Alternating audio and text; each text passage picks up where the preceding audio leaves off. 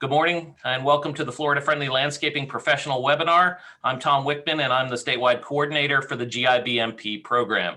Today's webinar is Hurricane Resilient Trees with Dr. Ryan Klein.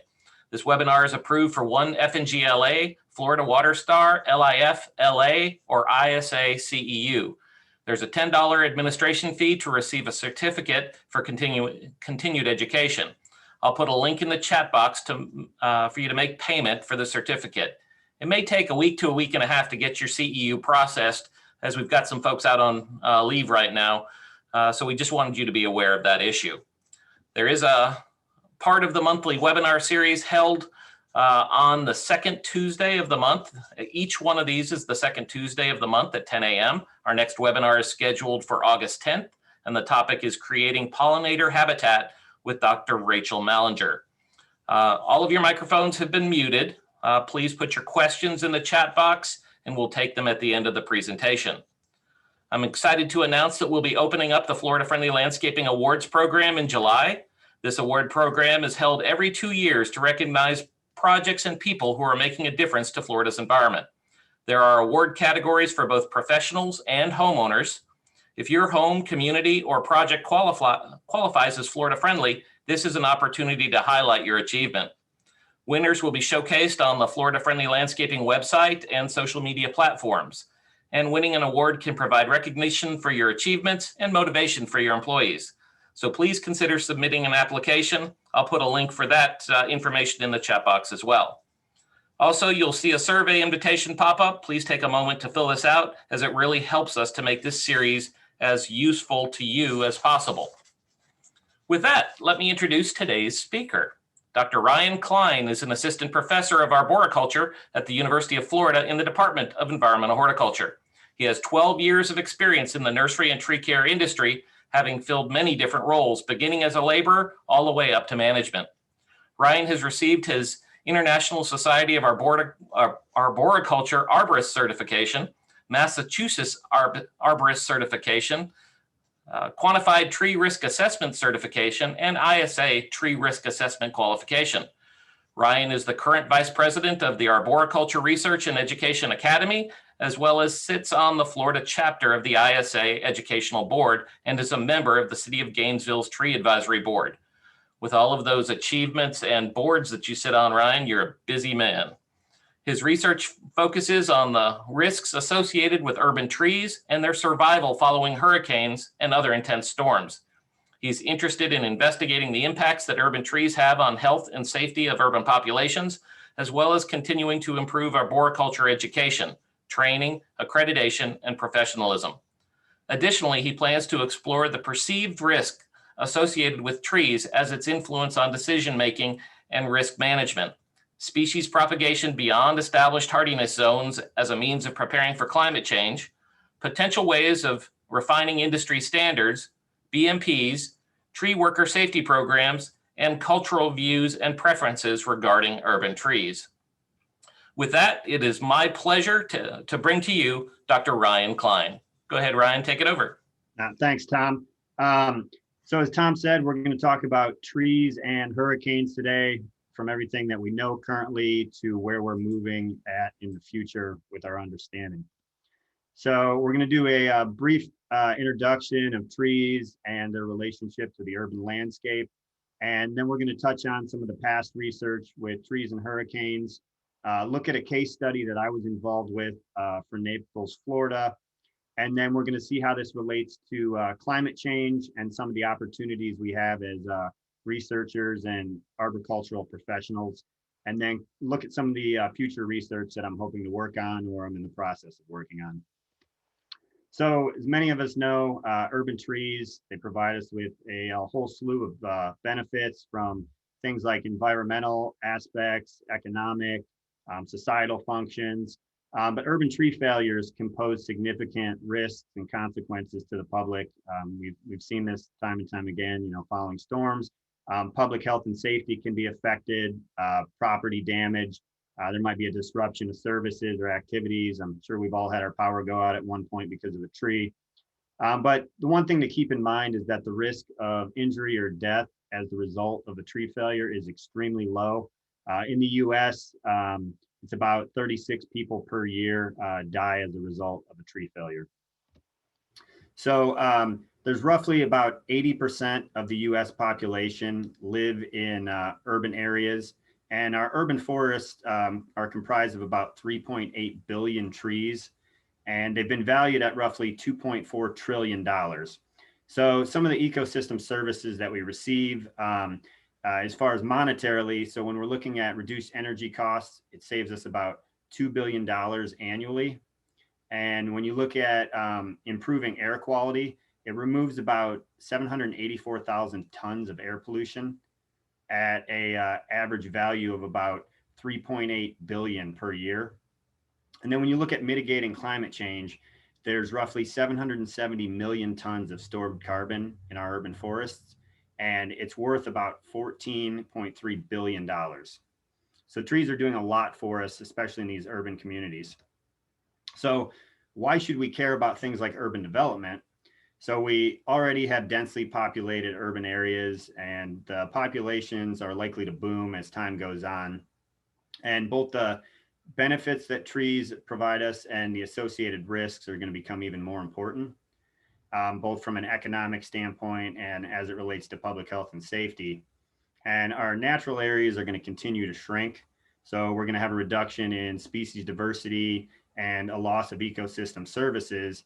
And it's going to be further exacerbated by the predicted effects of climate change. So there's currently a joint project between 1,000 Friends of Florida, UF, and the Florida Department of Ag. And it was designed to create a discussion and provide some information related to policy and some of the personal decisions that we can make, which can affect the future of Florida. So they provide some recommendations for a more sustainable future. And the report suggests that if the current land development trends continue, about a third of the state will be paved over by 2070. So we're going to have millions of acres of lost agricultural and natural lands because of this. And our quality of life, the jobs that we have, our drinking water, lots of different things are going to be impacted because of this. So part of this study, they looked at the population. And when the study was originally done, the population they looked at was from 2010. It was about 19 million people. And they're predicting by 2070 for the population to almost double up to about 34 million people. And currently we're at about 22. So you can see kind of the trend we're on. So this increased population is ultimately going to increase our land use and our water demands and kind of result in some of those negative impacts that I just mentioned. So the map here on the left, you have from 2010, and these are the developed areas across the state. And then on the right, this is what it'll look like potentially in 2070 with over a third of the state being developed. And if you notice the areas of urban sprawl and land use, the coastal areas by 2070 are going to become more densely populated. And then the more concerning to me anyway is that center of the state, you start to see a lot more urban sprawl creep in. And you have cheaper lands, more available space. So people are going to try and, get out of these densely populated areas and move to, places where it's maybe a little bit easier living. So the proposed plan encourages compact development, less sprawl. So we hopefully don't see the 2070 map. And we need to be strategic in designing the urban landscape for future growth and development. So why is all this important? It kind of provides us the opportunity to plan and promote sustainable design options. So there's this need to educate the public and reinforce professional training through continuing education. And it kind of gives us a clean slate to avoid design failures of the past. Not to say we're going to take advantage of it, but we have this opportunity in front of us. And another thing to consider here is that municipalities have potential challenges related to policy and enforcement moving forward. So throughout Florida, there is a high concentration of urban development on these coastal areas, like I mentioned. It's a mix of planned landscapes and preserved natural ecosystems. And trees are susceptible to intense wind events, and they periodically sustain damage. We've all seen it, every hurricane season, whether it be where we live or, where somebody we know lives, this happens. And one thing to keep in mind here is that even trees that appear structurally sound can fail in an intense wind event. So, even a live oak that's in perfect condition, if you have a category 3, 4, 5, that tree can even fail. So no tree is 100% wind resistant. So now we're just going to kind of take a look at some of the costs of the more expensive hurricanes. So the most expensive hurricane on record was Hurricane Katrina at about $172 billion. Hurricane Harvey, about $134 billion. Maria, 96, Sandy, 75. And then Hurricane Irma, which that one is what we're going to focus the case study on. That cost about $54 billion, in total losses. And the other thing that you need to factor in here that doesn't get lumped in with this dollar amount is the loss of associated benefits and ecosystem services of the trees in these areas that are impacted. And one thing to note there, you see in red, of the top three, or of the top 5 most expensive hurricanes, 3 of them happened in 2017. So is this potentially a sign of things to come? There's predictions that natural disasters are going to become more frequent and more intense. This will, we'll see how this plays out, but it's just one thing to consider here as we're moving forward. So studies have assessed the impact of hurricanes on urban tree populations in a multitude of ways, from quantifying the damage and debris, evaluating the tree's likelihood of failure, presenting species-specific wind resistance ratings. But unfortunately, most of the research is focused on tree plantations and natural forested areas. So the form of open-grown trees differs greatly from those of plantation-grown trees. So it's ultimately difficult to compare these results. So several studies have examined wind-induced failures on urban trees, but few have developed failure profiles or tree species like ratings for hurricane-prone areas such as Florida. Some of the studies out there are, northern up on the Atlantic, like North Carolina, South Carolina, stuff like that. So some of the species don't translate to what we have here. So species failure profiles, they can be useful when modeling tree failures in catastrophic wind events. And they commonly involve an evaluation of the structure and then the environmental factors that can lead a tree to fail. So Kozer et al. Tested the accuracy of likelihood of failure following Hurricane Matthew. And they looked at 2 sites, one in Charleston, South Carolina, that had wind speeds of about 53 mile an hour, and then Savannah, Georgia, that had wind speeds of about 43 mile an hour. And these trees were previously assessed. There was about 2,000 trees in the study. And what they found was that 93% of the trees they assessed and then reassessed had no damage. And then only 6% suffered some sort of branch failure. And about 1% was whole tree failure. So most of those trees survived very well. But granted, keep in mind the wind speeds were considerably lower than, if you have a category 2 or category 3. So these were more in line with the tropical storm.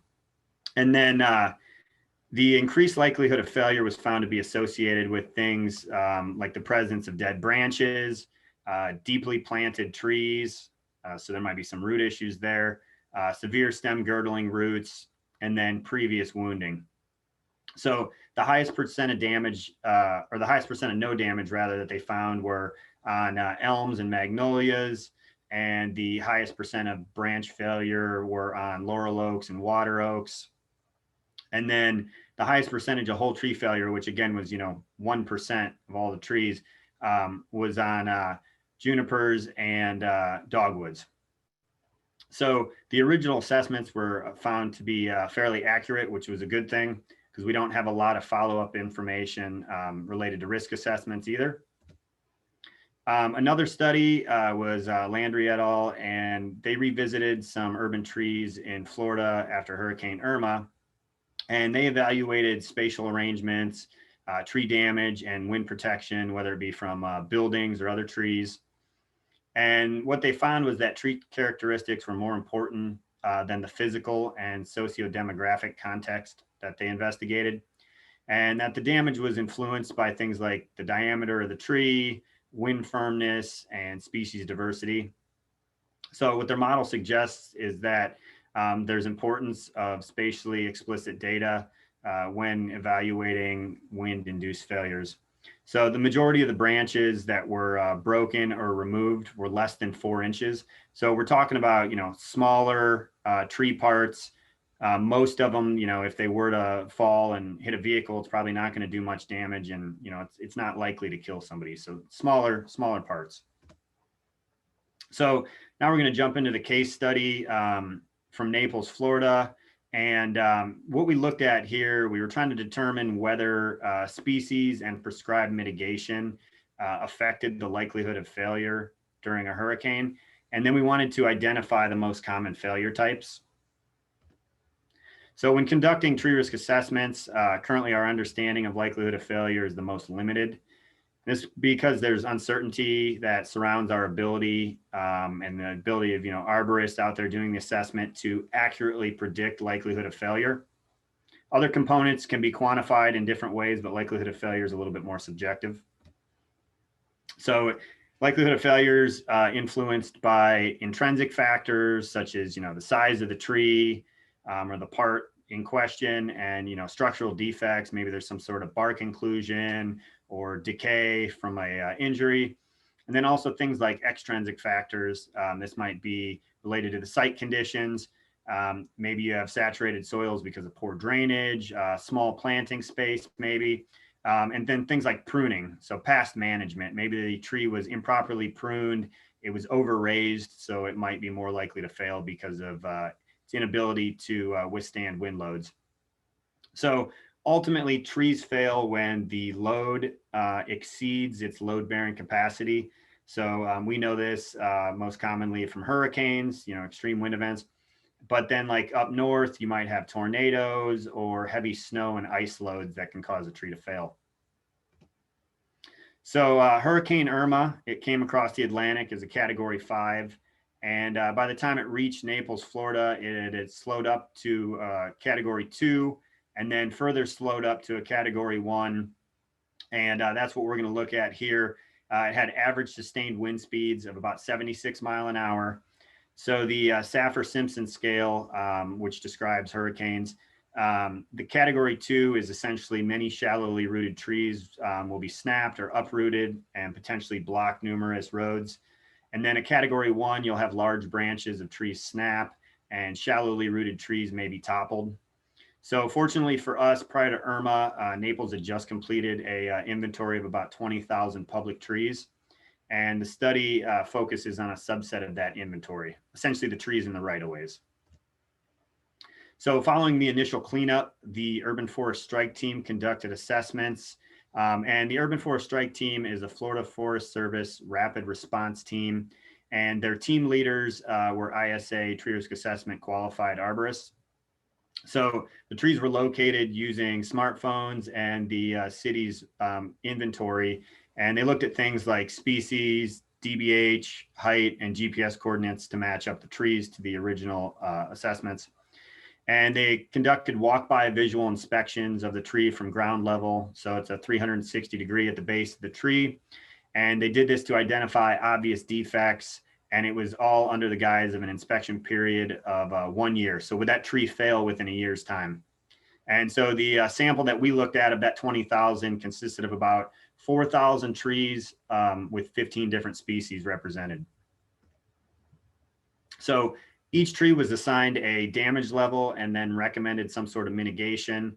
And some examples here of the damage levels. So minor equated to, that tree needed minimal corrective pruning. And then whole tree, the tree was either severely damaged to where it needed to be removed, or that tree indeed failed during the storm. So the table here shows you the species that were assessed by the Urban Forest Strike Team. And what we found was that Swiatina mahogany made up about 43% of all the trees in the study. And then Swiatina mahogany, Ficus retusa, and Quercus virginiana made up about 71% of all the trees. And then conversely, Bolnesia arborea made up less than 1% of all the trees. So in the figure here, it shows the proportion of each damage type for each species. And the number on the left indicates the sample size of the trees. And the percentage on the right indicates survivorship. So over 80% of all trees survived Hurricane Irma, so did fairly well. Not as good as the study we saw from Kozer, but keep in mind, the wind speeds were a lot more intense. Here with Naples is about 30 to 40 mile an hour faster wind speeds. And then 74% of the trees suffered no damage, and about 15% suffered whole tree failure. So we saw more trees come down in this study compared to the other study. And then Bullnesia arborea had the lowest survival rate. So it made up the smallest percentage of the trees, but it fared the least well. And then over half of the species assessed had survival rates of greater than 90%. So most trees performed well. So in the table here, we look at the factors influencing tree damage. And we looked at things like species, DBH, presence of utility lines. And what we found was that for each centimeter increase in DBH, the odds of an individual moving to a lesser damage category increased by a factor of 1.01. Doesn't sound like much, but it just basically as the tree got bigger, it became better at surviving those wind speeds. And then individual trees near the utility lines were found to be 9 times more likely in a lower damage category. And we figured this had to do with the frequency of pruning cycles that the utility companies have for trees near utility lines. Potential defects were going to be pruned out on a regular basis for these trees. So, that might have equated to why they were least likely to fail. And then we used Quercus virginiana as a comparison species because several previous studies had found it to be very storm resistant. And compared to that, we had 6 species that were significantly more likely to be in a higher damage category. So those that performed less well than live oak. And we had 2 species that were significantly more likely to be in a lower damage category. So they performed better. So the figure here shows a scatter plot of survivability across 8 different hurricanes in Florida. And what you see is survivorship decreases as wind speed increases. So exactly what you would expect. And it kind of shows that dynamic between the previous study by Kozer and this one, to where as the wind speed increased, survivorship decreased. And then the survivorship of live oak was high throughout a wide range of wind speeds. So it just shows its kind of durability. So we concluded that maintaining a resilient and diverse urban forest requires things such as additional knowledge of how species perform in storms, careful planning to provide shelter for less resilient species, sound arboricultural practice to reduce wind loads and minimize defects that compromise structural integrity, and overall a better understanding of the interactions between those intrinsic and extrinsic factors that can influence wind-induced tree failures and the resulting damage. So species failure profiles, they can help to guide arborists in regard to both planting and preparing for future storms. So there's definitely a benefit in trying to collect more data on situations like this and develop these profiles. So in Florida, we're all too familiar with what can happen when these extreme wind events affect urban areas and the potential risks that are associated with trees. So now we're going to kind of take a look at some of the potential ways to design a more sustainable and potentially wind-resistant urban forest. So trees often grow poorly in urban areas unless the infrastructure has been specifically designed to accommodate tree root growth. It's typically one of the biggest limiting factors. So past research has found that urban trees have a high mortality rate due to adverse growing conditions. What this equates to is things like poor soil quality, small planting spaces that restrict that root growth, drought-like conditions. They're subjected to construction damage periodically, and a lot of times a lack of maintenance, unfortunately, because many cities, they're underfunded. So a lot of times a tree will get planted and it might be several years before they're looked at again for any sort of maintenance. So urban trees as a whole have a shorter life expectancy than those found in rural areas. And certain trees do grow well in tough urban sites, so they kind of get planted a little bit heavier than others. But we need to be careful here and avoid things like monocultures, because if you have a pest or disease outbreak come in and it happens to be the species you have planted very heavily, it could end in a bad situation. And unfortunately, less commonly used species can be difficult to find at nurseries. Depending on the size you want, or how many of that tree you want, it can be difficult to source. So the Intergovernmental Panel on Climate Change has predicted that by the end of the 21st century, we're going to see temperature increases of about 2.7 degrees Fahrenheit and an increased frequency and intensity of natural disasters. And this includes things like drought, fires, extreme wind events, pest outbreaks, and we're starting to see some of that stuff now. Out west is dealing with the fires, year after year. We have the hurricanes, droughts periodically hit all over the country. So such events pose potential risk to our urban forest canopy cover. So for example, if you look back, the hardiness zone in Gainesville has shifted 5 degrees Fahrenheit since 1990, which is essentially half a hardiness zone. And hardiness zones are projected to shift further north and west as time goes on. And in the Southeast, we're going to experience warmer minimum temperatures and have less precipitation. So research suggests that climate change will make urban trees increasingly vulnerable to things like pest, disease, but then also late spring frost damage and drought stress. So recent research has begun to evaluate prospective species from climates that are in line with those projected for the future, just to see how they perform. They might not perform well, so maybe we don't want to plant more of a certain species, or maybe we want to plant more of another because it does well. So trees planted in urban areas can help to mitigate some of the negative effects brought on by climate change. But cities need to strategize and develop approaches to lessen the impact and maintain the quality of life for its urban residents. So an example of this, the city of West Palm Beach is requiring that developers incorporate minimum of 75% shade trees in their new designs. So you can't just, cram in a whole bunch of crepe myrtles. So selecting species for harsh urban environments and future climate change also needs to consider things like species that are adapted to growing in adverse conditions, both now and in the future, and the establishment and maintenance costs associated with plantings. And then also things like public perception and preference, and species invasive potential.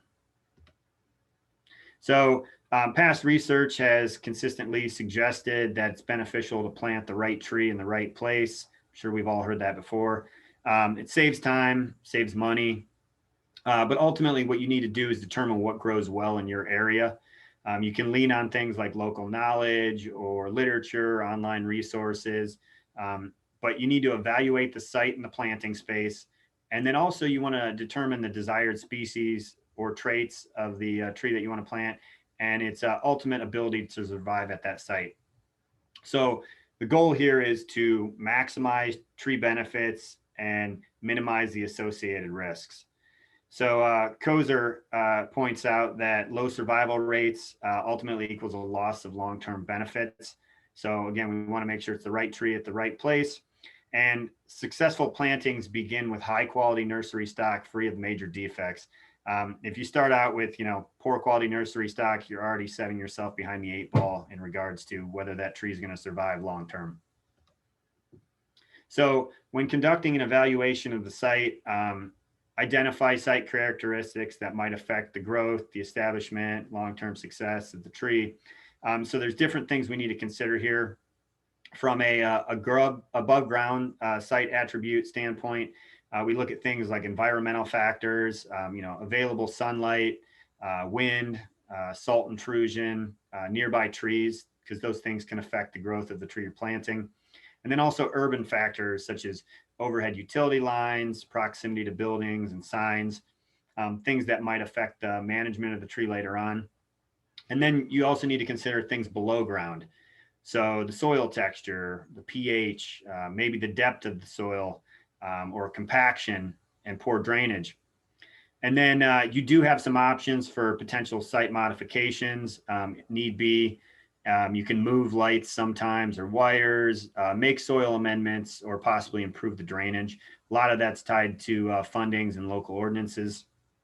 And then tree maintenance following planting needs to be another consideration.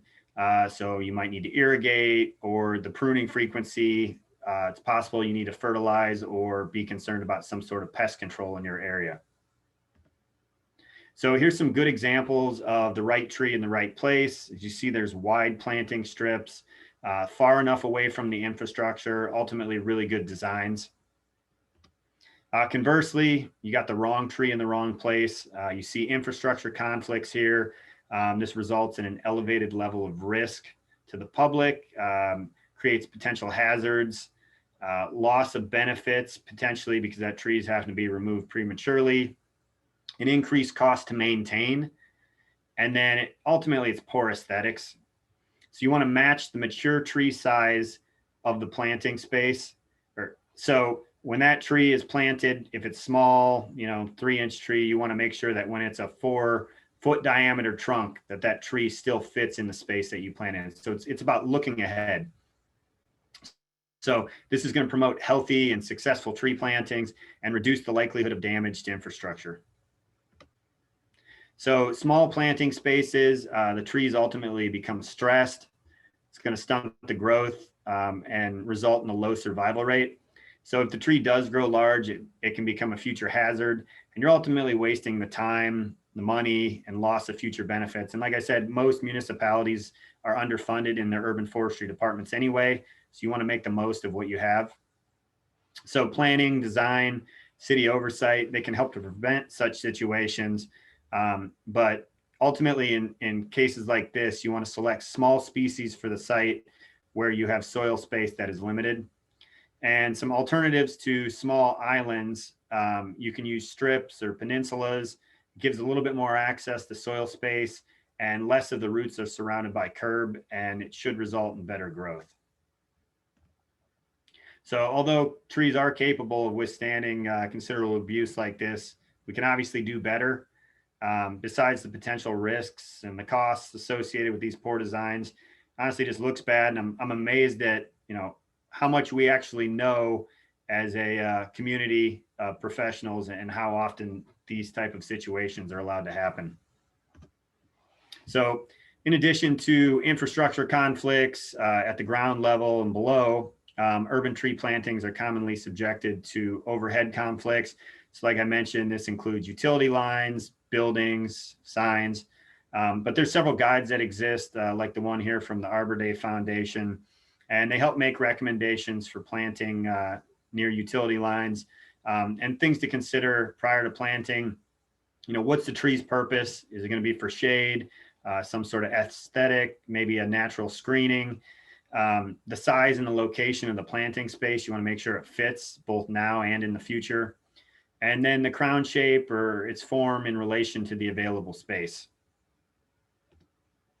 So neglecting such considerations results in things like, growing into the utility lines like we see here. It's poor aesthetic. I don't know anybody who likes the big C-shape cutout for the utility lines. It can result in structural issues, potential power outages, and an increased pruning frequency to maintain the trees away from the lines. So we got to keep in mind, trees do grow. So it's that, forward thinking. So you want to plan your plantings to avoid any sort of future issues. All of these trees here probably could have been removed beforehand and not cause any issues. So remove the unwanted trees and those in poor locations before they become too big to either handle on your own, or, an additive expense of having somebody come out to remove them, or damage to your property. So some of the desired traits can vary from site to site and person to person, but things that we can consider are like function. Does it provide shade or have some sort of drought tolerance? Maybe mature size. It grows within the space rather than outgrows the space. Or maybe you're concerned with things like growth rate. You want something that's fast growing, kind of instant gratification. Form, maybe X current versus D current is something that you're focused on. or ornamental traits such as showy flowers or leaf color, deciduous and evergreen. One thing that you might be concerned with here in Florida, wood strength. Is that tree going to be more resilient in a storm? And then things moving forward, the adaptability to the urban environment and future climate change might be considerations. So roots can spread 2 to 3 times wider than the crown of a decurrent tree. And the fine roots can be found well beyond the canopy of the tree at full maturity. So these roots help to anchor the tree under high winds, which is obviously important here. And in urban areas, roots are often confined to small planting spaces like this, and unfortunately planted underneath utilities. So you end up with a tree that looks like this. So guidelines vary by species and by site. If you look at the top left there, you got a large growing species and a small strip. It's going to damage the sidewalk. The confined planting space can deform the roots or injure them over time. And the space is better suited for a smaller growing species. Where you see at the bottom here, you got large growing species, wider planting areas, and it's more of an ideal space for these trees.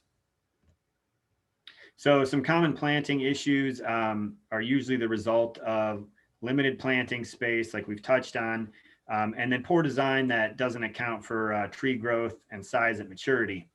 So again, that forward thinking. So in the example here on the left, you have a 4-inch diameter live oak that fits into the 4-foot planting strip currently, but then over time, this planting space limits the function of the lifespan of the tree as it outgrows the space. So mature trees have a zone of rapid taper where enlarged buttress roots can quickly transition to those ropey lateral roots. And what Hauer et al. Found was that this extends about 4 feet past the visible flare. So 4 feet we don't actually see of these ropey lateral roots that help with the structure and stability. So open soil spaces allow for these root flares to develop, and these root flares are going to help support the massive weight of the tree over time. So several studies have developed predictive tools to determine trunk flare diameter, minimum planting space widths, and they're used as a means for avoiding infrastructure conflicts.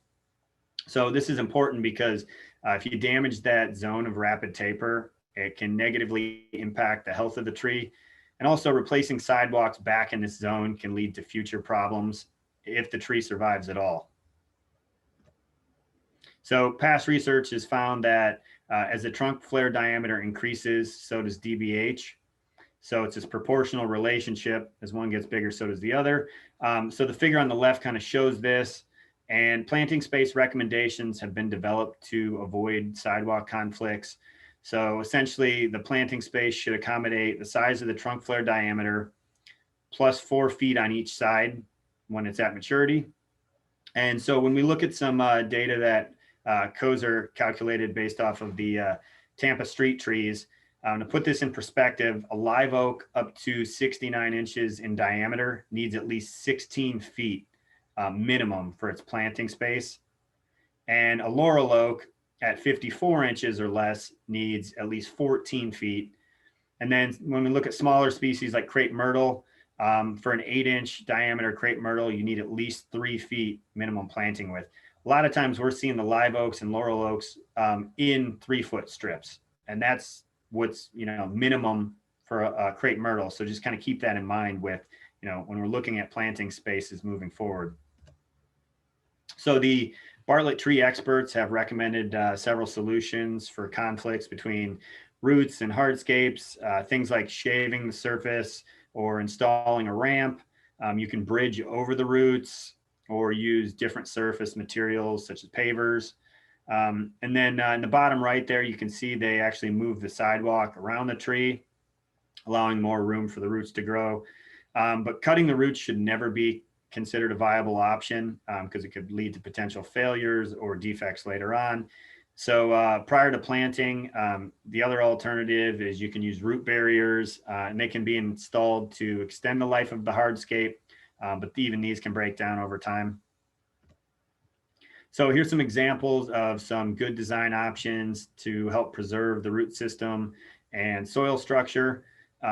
So A, you have a use of different surface materials. You see the porous pavers were laid on a base of coarse sand in parking stalls surrounding the trees. So instead of using asphalt, which is impervious. And then B, you can add soil over the roots and repour the walkway. C, you can bridge over the roots, keeps the roots intact and allows for safe pedestrian traffic, no trip hazards. In all the cases, you want to avoid damaging the roots during construction process, because then it's kind of counterintuitive to what you were striving for in the first place. So spaces can also be designed prior to planting to fit the desired trees at the specific site. When sufficient soil space is unavailable, we can use things like structural soil, suspended sidewalks, maybe alternative surface materials.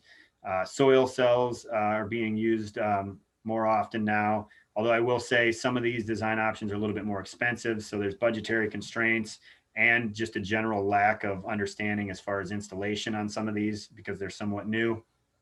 But all these options allow for root growth and support surface materials.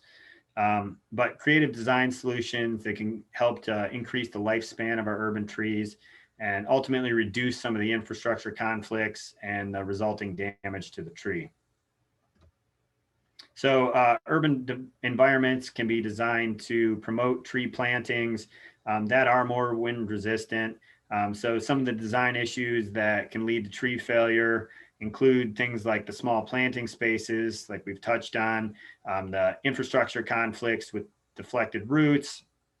And then you see in both pictures here, the roots deflected on the curb or the road, and then ultimately the tree failed. Other things that can affect this is less than adequate soil depth. You have less anchorage under high winds, can result in failures. High water tables or rock plates near the surface kind of lacks that firm foundation for the tree. And then damage to large roots, either during construction or repairing the infrastructure can result in a reduction in stability. And then one other thing that we might consider here is the dynamic of planting individual trees rather than trees in groups. And we'll touch on this here in a minute. But all these situations potentially make trees more susceptible to failures during wind events. And in addition to the wind speed and precipitation, saturated soils can also play a role in a tree's likelihood of failure during a hurricane.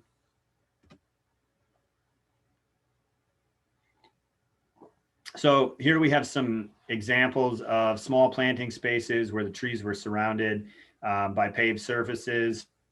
The curbing deflected the roots needed for anchorage, and ultimately the trees failed.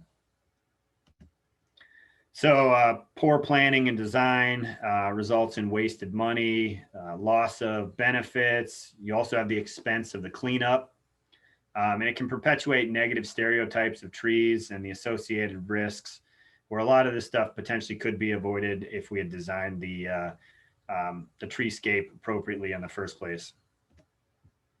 So I'd mentioned individual tree plantings versus groups. So Gilman explains that it might be better to design larger planting islands for multiple trees rather than smaller spaces for individual trees. So the reason being is they share a greater soil space and it can potentially be a more sustainable design.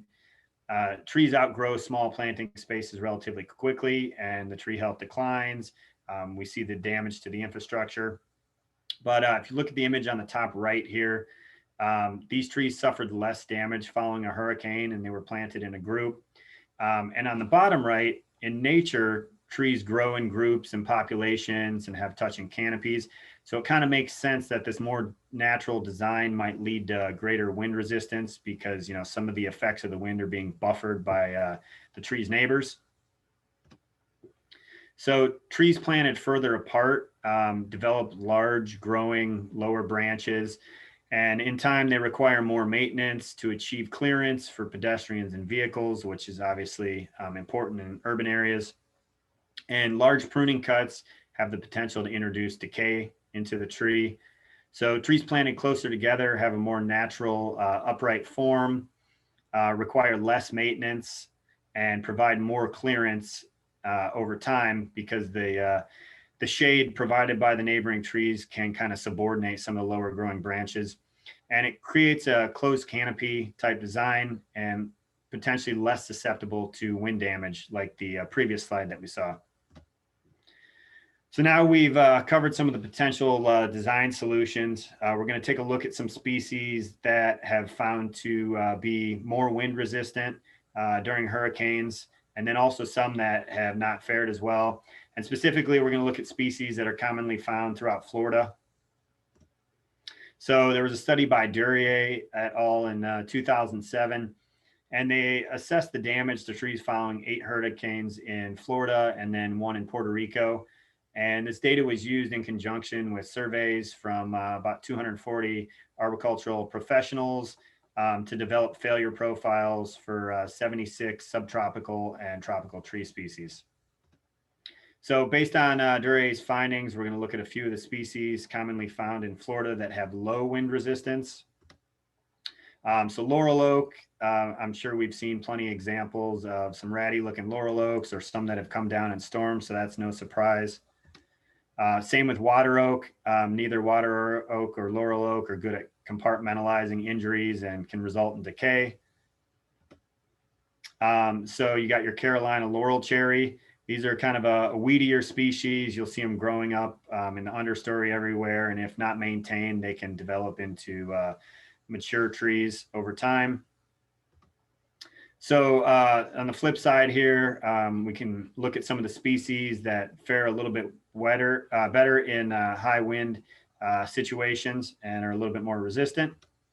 So crepe myrtle, as far as an understory species go, they're pretty durable and wind resistant, and there's plenty of them throughout the state, so that's good. Southern magnolia, another favorite that's planted in yards and along the roadways throughout the state. They seem to fare pretty well. Bald cypress, they do well not only in natural areas, but also when planted in urban areas. And then the live oak that we're all familiar with seeing is kind of that Sherman tank of trees that usually fare pretty well, good at compartmentalizing decay and withstanding storms. And to throw a palm in here, fortunately, one of the more common palms we have, at least here in North Florida, the cabbage palm, it fares pretty well in intense wind events. But if you want a comprehensive list of all the species and wind resistance ratings, you can Google Duryea hurricanes and trees on Google Scholar, and there's a couple studies that'll come up with the complete lists. So planning urban tree designs can involve a variety of stakeholders, from city engineers and planners, people in parks and rec, urban foresters and arborists, utility companies, HOAs, but the process should adhere to local ordinances and codes and pay attention to species selection and spacing, and then try to implement creative design solutions when possible. So with careful planning and design that incorporates the right tree in the right place, or designing the site to fit the tree, it's possible to have successful urban plantings that support healthy trees that are able to live to a mature age. And plenty of space for the roots to grow ultimately results in more anchorage and trees that are better suited to withstand wind events. So a healthy and more wind resistant urban forest is also dependent on proper management. So if you can conduct regular health and risk assessments by a certified arborist, establish some sort of pruning cycle, remove any sort of hazard trees, it helps to keep an up-to-date inventory, so you know what you have, where you have it, and what's been done to it. Prioritize maybe some high-risk situations in the event of a storm, and then implement some sort of management plan, especially if you're in a hurricane-prone area, with goals and objectives when the storm does actually hit. So some additional considerations, identifying weak species that are more susceptible to the storm damage. And then you want to monitor trees that have been recently damaged, because they might be more subjected to further damage moving forward. So any sort of proactive management is not only good for the trees, but it's also going to promote your public health and safety. So it's important to mitigate structural problems that can lead to failure. You want to get rid of any sort of codominant stems, bark inclusions, unbalanced canopies, maybe larger, lower growing branches that restrict people going by or vehicles, reduce any sort of potential risk to the public and the property. And you want to clear the canopy of any dead, dying, maybe diseased or cracked, broken branches, because if left in place, these are what are going to be the potential hazards when a storm does hit. So developing shade trees with a strong structure, you want to have that single trunk, that dominant leader up the center of the tree, strong branch unions without any sort of inclusion, balanced canopies. So the tree on the left here is a good example. The tree on the right, it's more likely to fail in a wind event. It's got multiple leaders with bark inclusions, and they're originating low in the trunk. And then there's many poor branch attachments overall. So preventative pruning can help to minimize some of the damage from winds. So when we talk about structural pruning, it reduces the likelihood of the tree failing in a storm. You want to train and maintain that dominant leader, like I said, and then identify the lowest permanent branches. So where's the branch that you're going to retain, as the tree grows to maturity? And you want to prevent non-permanent branches from growing too large so you can subordinate those back. And also spacing the main branches along the dominant trunk can prevent future defects. And ultimately, you want to keep all the branches less than half the diameter of the trunk. So keep a small aspect ratio and suppress the growth of any branches that have defects. So some other pruning objectives might be public health and safety. Maybe you want to thin the canopy to increase sunlight below, or just overall maintain the tree health. So conversely here, we have improper pruning practices that can render trees with poor structures and they're more susceptible to wind damage. So here we have topping, which a lot of the utility companies used to do. Some have gotten away from it, but it's a poor pruning practice that makes cuts at certain heights with essentially no regard to the buds or the lateral branches. And it forces the tree to push out sprouts that are weakly attached and predisposed to failure. So every cut point is open up for potential decay, and essentially topping does more harm than it does good because it ignores the tree's natural biology.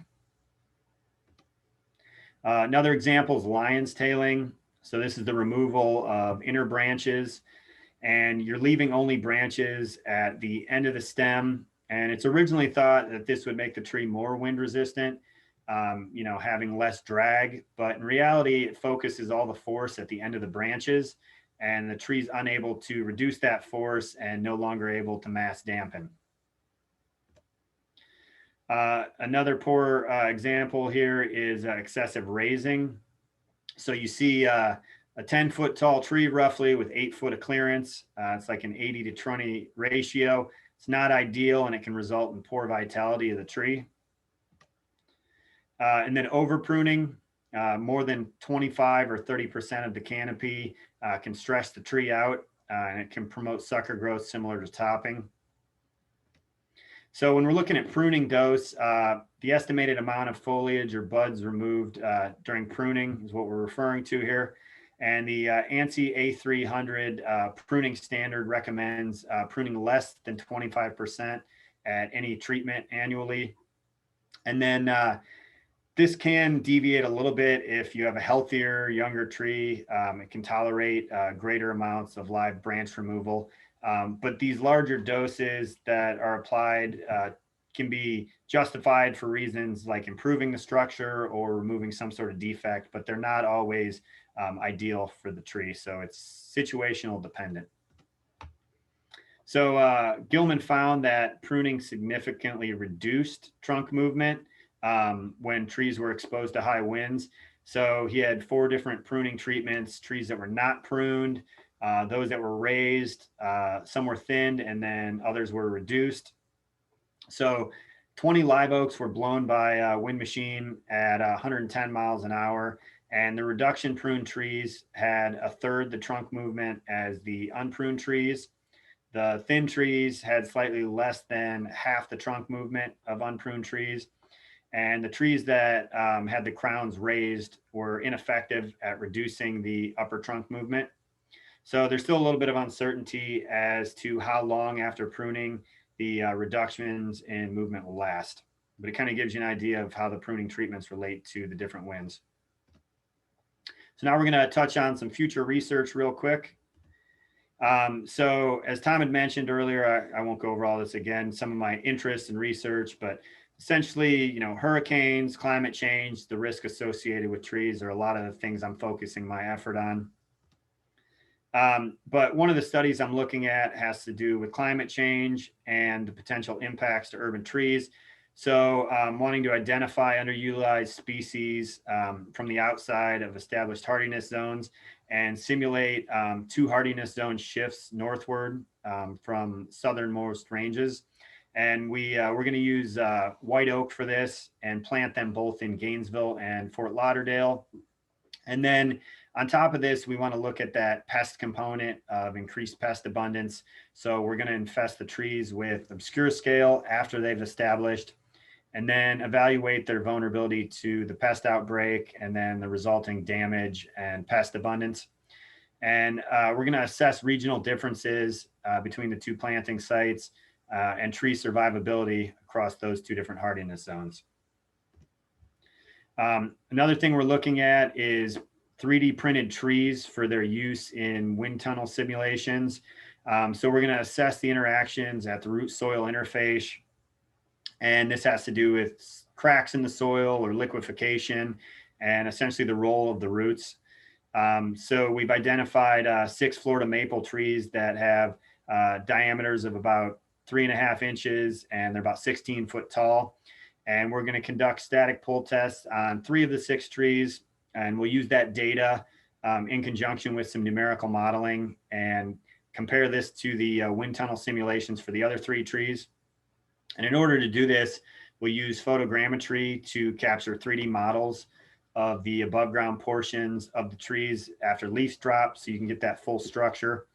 And then the roots will be harvested with a 90-inch tree spade, air spaded off, rinsed, and then we'll photograph those as well. And we'll create 3D models using imaging software. And then the trees will be scaled down to roughly 2 meters in height above ground. And we'll use an ABS plastic, which is similar to the strength and flexibility of what tree components are. And the physical models will then be tested in the wind tunnels using different soil types, saturation levels, and various wind speeds. So much of the lab's work is going to focus on hurricanes and their impact on the urban landscape. And we're looking at things like investigating how hurricane damage is influenced or influences the growth form of different trees. So you're going to have trees that are multi-stem versus dominant leader and how they survive the storm. And then also stability of trees planted in small islands versus narrow strips and open grown to see if, one survives better, kind of like we had talked about as we were going through this. And then the stability of trees planted in groups versus those that are individually planted. See if, a little bit of help from your neighbors makes them more wind resistant. And then we want to work towards identifying underutilized understory species that can be planted in and around species that are more wind resistant, just to add more canopy cover and get more tree related benefits. And then continue to collaborate with cities in Florida and other Gulf states, any cities that have tree inventories prior to a storm hitting. I'm always interested in getting in contact with, because if you don't have that front end data, you can't really make sense of the actual impact of the storm after it had happened, because you need to know the condition of the tree prior to the impact of the storm. So although there's still much that we don't know about the survivability of urban trees in intense storm events, we currently know enough to work towards planning and designing a more resilient urban forest. But keep in mind, no tree is hurricane proof. Like I said, even that structurally sound live oak, if the wind is extreme enough, could potentially fail. There's obviously other variables that go along with that, management being one of them. And then there's other variables that can affect your urban tree planting, from the quality of the nursery stock, site conditions, the aftercare. But a healthy and sustainable urban forest, results from things like proper planting, those creative design solutions, and selecting species best suited for the site is key. So just, if you take away anything, and I'm sure you've heard it before, but it's that plant the right tree in the right place. That's going to go a long way with a lot of these planting projects. So I thank everybody for your time. And if anybody has any questions, I'd love to stick around and chat. So, Ryan, thank you so much. That covered a breadth of information in a very short period of time. 3D printed trees, that's really cool. Yeah. Currently there's a couple people that have done just the roots, but we're going to do the whole tree if we're able to get the funding. So very cool. I can't wait to see that. I do have some questions that have showed up in the Q&A in the chat box, and so I'll just read those off to you. We'll start out with, is the data presented available in an IFAS paper? That was early on in your presentation when you were talking about the different tree species and how they sustained in the various storms. From the Naples study, or which specifically? So all the studies, I guess this maybe I'll clarify. All the studies addressed in the presentation have been published. So depending on which study you're referring to, and feel free to email me, I can send you a PDF if that makes things easier. But everything that was talked about up until the future research section is published. Fantastic.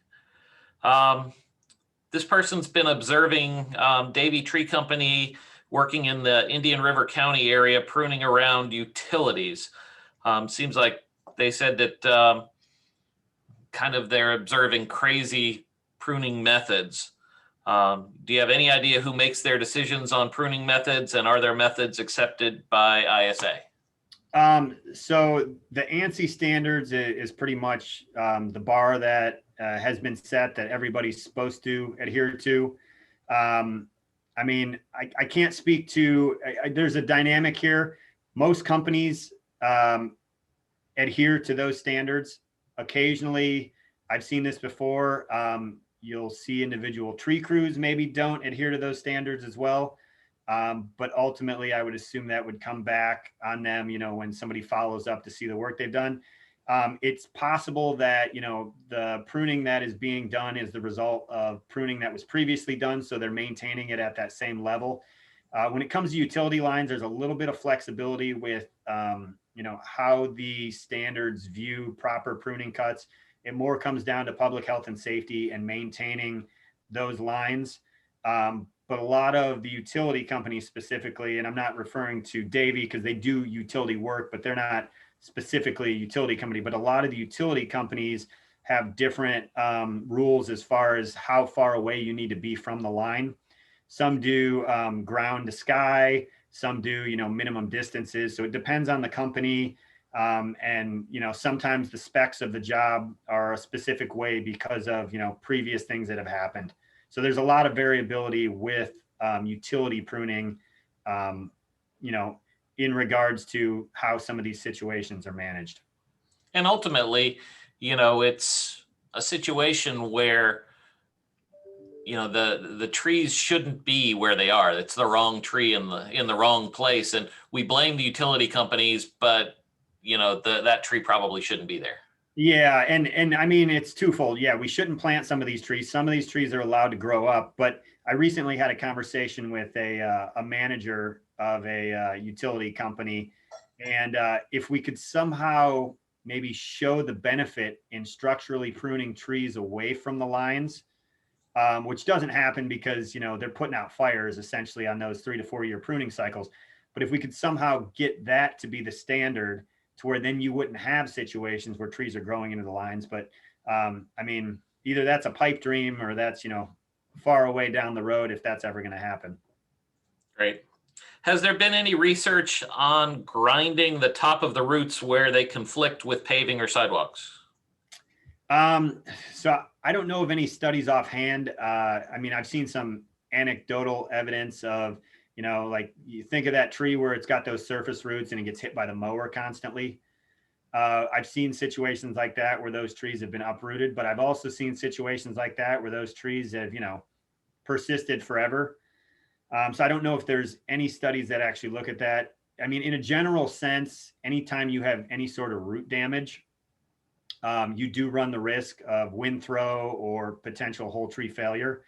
But it's when you have those other variables that I mentioned, maybe it's the size of the planting space, saturated soil, or maybe it's just the wind speed. But there's so many variables that go into tree failure.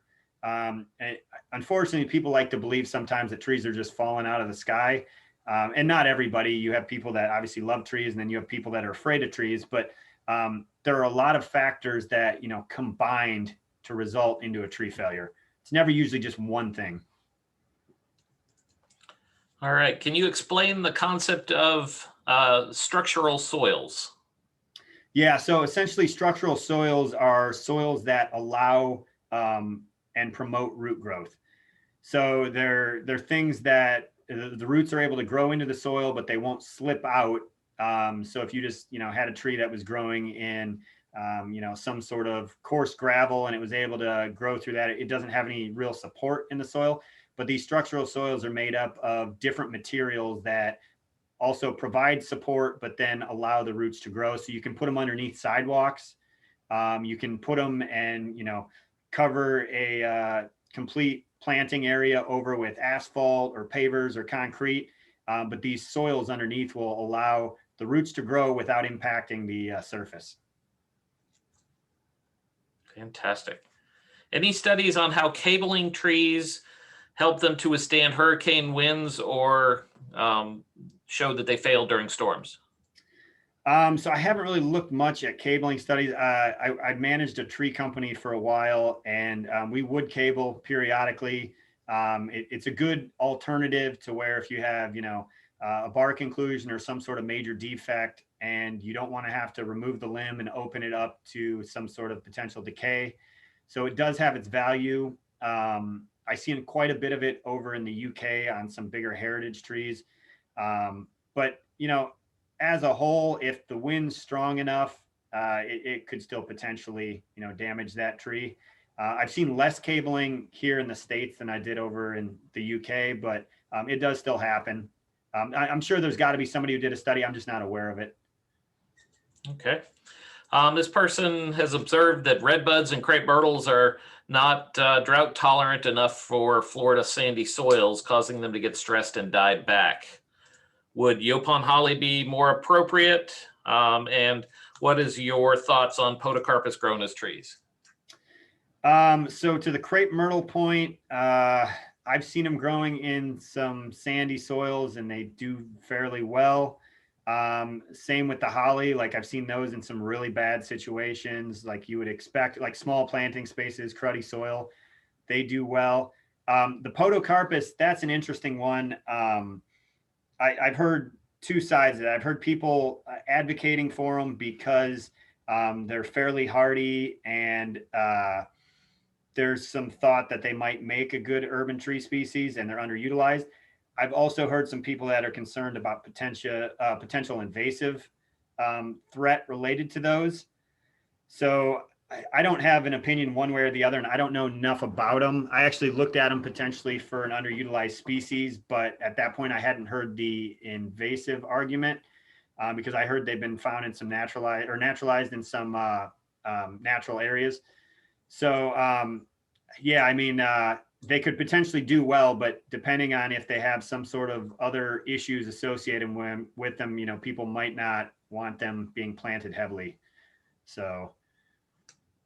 Very interesting. I've been a fan of podocarpus grown as trees for a long time. I hadn't heard about the potential invasiveness. Yeah, I heard that recently at a board meeting. As far as the tree form, I've seen some really nice ones, but yeah, you just don't see them very often. Yeah. So and to backtrack real quick 1 second to the cabling comment. One thing I didn't mention. So as we're going through the hurricane stuff, I said, if you don't have a tree inventory on the front end, it's hard to match up, any of the damage to the previous condition of the tree. The other issue here is, you can cable these trees, but the odds of a hurricane or a tornado or something like that hitting the trees you have cabled is also kind of like a shot in the dark. So that's one of the other reasons with some of these hurricane studies is unless you have, these situations prior to a storm, it's hard to actually get any meaningful data out of, what happens in the storm because you don't know what the front end looked like. All right. What would be your recommendation for tree spacing for small, medium, and large trees in an urban setting for maximum wind resistance? So the big factor here is going to be, the species and then the available planting space. So if, you have something more wind resistant like a live oak, you could potentially plant less wind resistant understory species because in theory that live oak should protect the understory species. And then, you could have planting spaces where they're closer together to get that more upright growth form.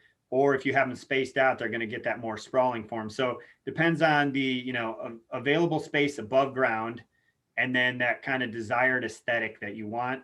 I don't necessarily have any strong opinion one way or the other. We're actually going to test that out. Hopefully in the next year or so, we're going to do some field trials with planting with different spacing and different understory species. So hopefully maybe next time we talk a couple of years down the road here, I'll actually have some data on that to show some things we found related to maybe some that fare better or don't fare as well. And then kind of some management actions, accordingly based off of the pruning. But right now, it just depends on, the amount of space you have and kind of the desired aesthetic you want. But there could be any number of combinations out there. I guess the key would be if you want it to be wind resistant, it's starting with the larger tree having some level of wind resistance, and then the understory tree could, be less or more wind resistant because it's going to be sheltered. Okay. On climate change mitigation, this person heard on NPR or BBC that changing mass area of farmland back into tree forests will cause excess rainfall. Is there any validity to this statement or any ASI studies on the subject? I don't want to touch that with a 10-foot pole because I have no idea. Yeah, and I wouldn't be able to speak to that either. Yeah. The only thing I can say, and I say this jokingly, is my guess is if we stop to exist, Mother Nature is going to come back with a vengeance and she'll do just fine. The last question that we'll do, and I'm not sure how much you'll be able to address this, but when you see inappropriate new urban road plantings going in, things like sabal palms directly under overhead wires or situations like that, how should people deal with that? Is there anything they can do to make a difference?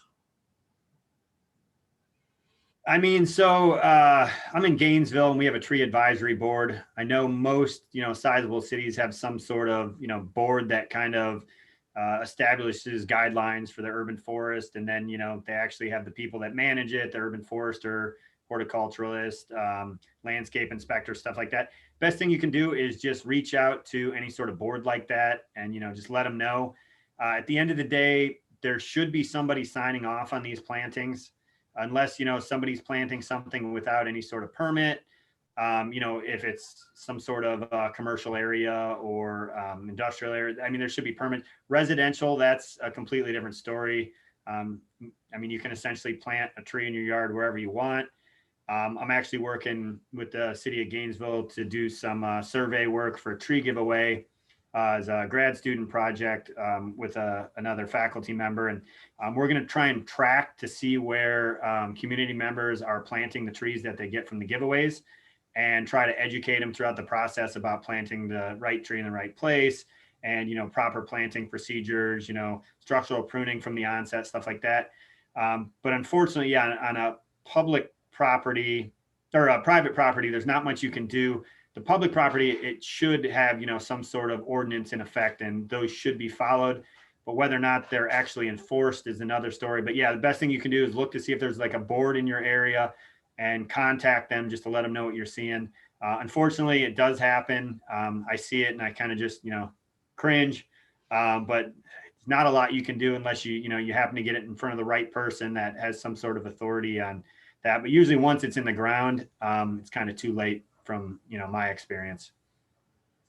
Very good. Ryan, thank you so very much for staying overtime, answering questions, giving us so much information. A lot of the comments in the chat were that it was an amazing presentation. They really appreciated it. So thank you so very much, and hope you have a great day. Thank you. Thanks, Tom. And thanks, Emily. I really appreciate you having me and everybody chiming in. So everybody, please think about joining us next month for it's on the 10th. You can join us again at 10 o'clock for our next edition of our professional webinar series. And hope everybody has a great day. And don't forget to fill out the evaluation. Take care and enjoy the rest of your week.